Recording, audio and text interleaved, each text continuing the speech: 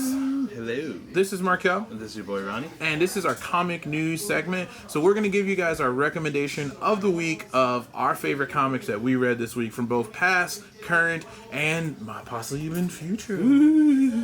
So, Ronnie, what do you have for us for your comic book recommendation of the week? My comic book, I'll still do it. Comic book recommendation.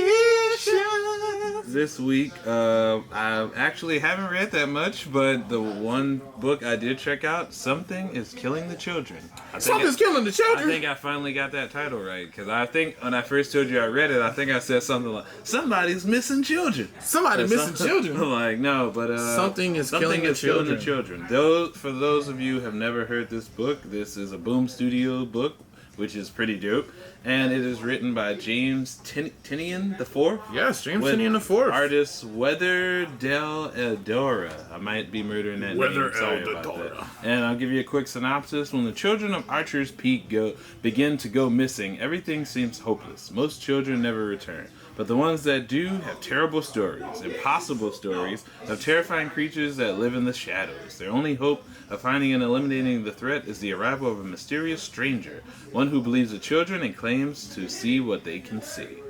Interesting. So, I thought the book had a great combination of kind of like Stranger Things meets the Bounty Hunters of Critters, because the one girl, her name is Erica Slaughter, who shows up, I believe towards the, not to spoil too much, but shows up towards the end of the first issue. She has dealt with these creatures that are eating or doing whatever the fuck they're doing with the children. They are eating some of them. They're eating the children. But she shows up and she's working for somebody who we haven't revealed or known who she's working for yet, but she's a badass who's killing these guys. And when I first saw her, I immediately thought of I don't know if you remember the two bounty hunters from Critters.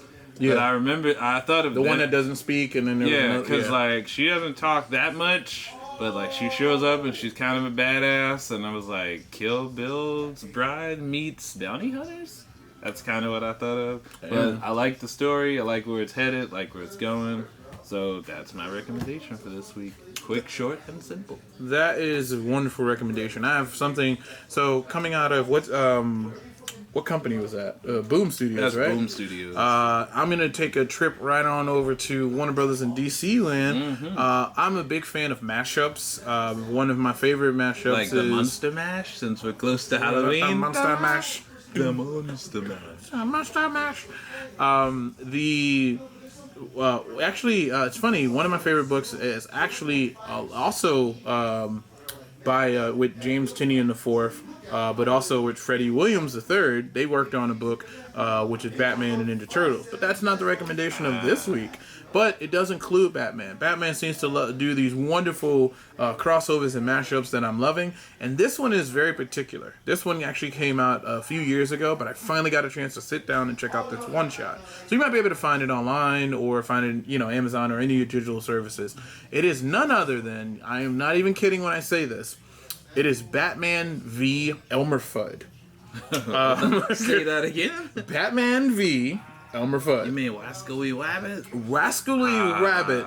Wow. This book is done beautifully. Not only is the artwork done beautifully, but it's also done in such a way that they find a way, and this is, again, no spoilers for the book. I'm just like, Elmer Fudd versus Batman? That is Let me awesome. tell you something about this book, That son. is awesome. Elmer Fudd is a badass in this book. Elmer Fudd is in this book as a hunter, and you always kind of forget the fact. Does Elmer Fudd have a particular set of skills that we forgot about? He has a particular set of skills that you don't realize, but he is very dangerous and actually kind of kicks Batman's ass a little bit in this book. Kind of gives him a little bit of a fight, but then they finally join forces like most good guys do. And there's an interesting element of this story, which is all of the characters from the Warner Brothers world, the Looney Tunes world, are actually human in this. They're all human characters. Oh, that's awesome. So you meet Bugs Bunny as a human being. You meet Sylvester the cat. You meet Tweety Bird. You meet all of these different characters. And I don't spoil some other ones, but you meet all of these characters in there.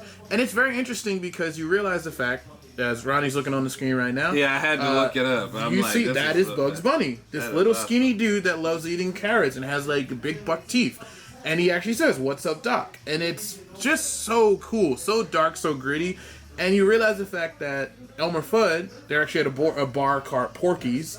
And you realize that Elmer Fudd has a lot of inner monologue. What other character in this same book has a lot of inner monologue? Freaking Batman. So it does a wonderful job at bringing these two worlds together. It doesn't seem out of sorts. It's a detective story.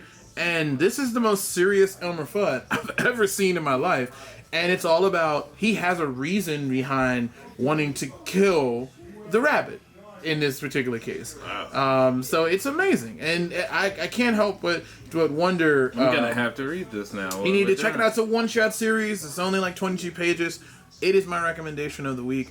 I absolutely loved it. And again, I love the fact that this is what's sometimes gets missed in some series, is simply the fact that all of these characters have a certain way that they speak. And throughout all of these, by sheer nothing but just reading the word bubbles, you know who each character is supposed to be, as well as the way they're drawn. Now you got me wanting my own book, which would be Batman versus the Wu-Tang Clan. How about that? That would be an interesting series. See Batman going up against Old Dirty Bastard, or you God, like, oh, that'd be awesome. I came to bring the Batman hardcore to the pain. And then by the end of it, they rapping somewhere together, like, go Batman, go Batman. Go. I feel like Batman might actually be a beatboxer. Like, he seems kind of like that person that's just like real chill, not moving at all, and just like. You don't think by the end they'd be like, yo, Batman, pass it over here, you hogging it up, and he like, all right, man, hold up. He ain't about the ganja. He ain't about that life. You never know. Really quick, guys, I just want to give you the synopsis of this story. That's my take on it, but the synopsis of this story is, after a chance meeting with billionaire Bruce Wayne, Elmer Fudd's obsession quickly escalates into stalking Batman through the dark alleys and high-class social settings of Gotham. Welcome to Bat Season. And the bonus Looney Tunes backup story featuring DC characters written by Tom King. It's a hilarious cartoony story where Batman appears in one of those episodes of Rabbit Season or Duck Season. And it's hilarious. And it's done by Tom King. That synopsis sounds like The Fanatic, the movie with John Travolta, becomes obsessed with Batman. Like, becomes obsessed. Big spoilers, I'll say, for this book, and it's just because I loved it so much. I just thought it was hilarious. Elmer Fudd actually shoots Bruce Wayne with a shotgun in broad daylight at a party. This is because Bruce Wayne is the person that he goes into the bar and he talks to Bugs Bunny, and he literally goes, "So you ready for me to kill you?" And it's just like, no, don't kill me or whatever. Well, you got to tell me who's the person responsible for killing his love. And it's like, Bruce Wayne. You're like, oh shit, like Bugs Bunny just like ratted out some other person that really didn't do this. He shows up to a banquet that he's at. He walks up in there. How you doing? And he's like, boom, right in the chest. And everybody's like, oh my God. Obviously, it's Batman. So, he's not dead. He's just like, probably got like a blood packet or something on like that. Bulletproof vest or something like that. Definitely got you. This is written by Tom King, and artwork is beautifully done by Lee Weeks. So definitely check it out. Two guys that work for DC Comics, James Tynion IV and Tom King. They are doing their damn thing and definitely giving us some great Let's cross stuff. them over and have something killing the children versus Elmer Fudd. And those Elmer Fudd can fight the creatures. I don't know. That might work. Something is killing the wabbits. But that's dope. Two dope recommendations. Something's killing the children and Elmer Fudd versus Batman. So definitely check them out. And if you haven't already, hit that like or subscribe button. This has been the Ronnie and Markell Make a Podcast, comic book news review and recommendations of this week. Yep. And as always, I'm Markell. And I'm Ronnie. And this has been Comic Book Recommendations.